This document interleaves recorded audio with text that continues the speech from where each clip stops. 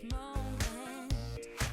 I got my arms raised, unfazed, jump back. And welcome back. Well, joining us, Carolyn A. Brent. She is an author and a care advocate. She's joining us right now. We're talking about taking that step of talking to your elderly loved ones about maybe entering a retirement home. Ronnie, you had a question we were going to discuss. Yeah, what are some of the signs that we may be seeing that our loved ones need, just a bit more assistance?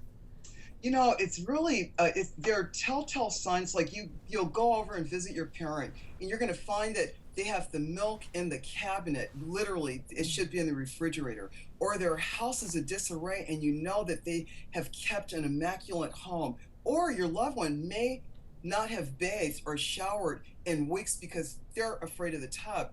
That's telling you that there is a telltale sign. So keep an eye out. Try to be more diligent as far as, letting the neighbors know if you see anything different about my mom and dad to give you a call. But the number one key thing I share with the baby boomers, get out of denial. Sometimes our parents are going to need our assistance. So get out of denial. You may have to take on that role. And if you do, you always remember, you're helping your loved one because you want them to stay safe. It's all about safety. So the rugs on the, pick up any rugs, any loose rugs on the floor because you don't want them tripping and falling. And just go by as often as you can. And then eventually your parents is going to say, well, can you stay a little bit longer?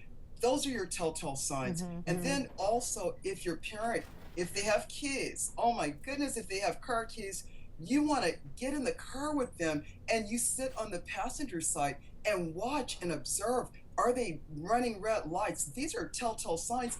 And I got to tell you, some seniors will run through a stop sign or they'll just do kind of things that they're not supposed to do. Right. And they'll say, well, I didn't do that. That other person did it.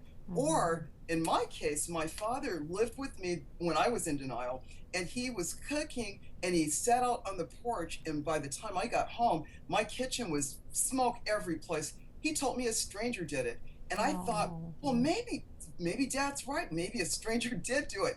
Because I was in such denial, I thought Dad could not have burnt the pinto beans. Someone else, I got to believe my dad. So I was in denial up until I lost my dad when he got in the car and drove, almost 200 miles away looking for the grocery store. That's when I mentally sobered up and said, I've got to step in because it's all about safety.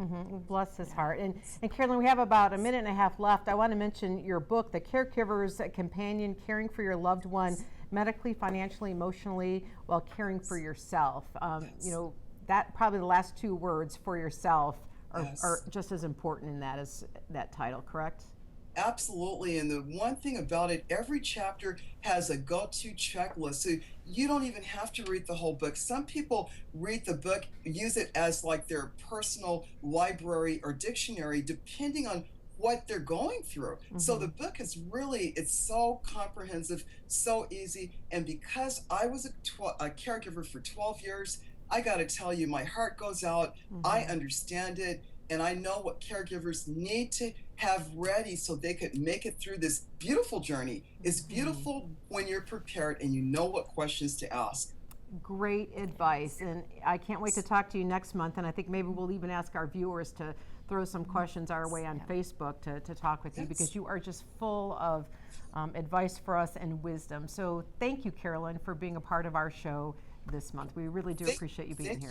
I'm excited. I just can't hide it. Well, Merry Christmas to you and your loved ones as well.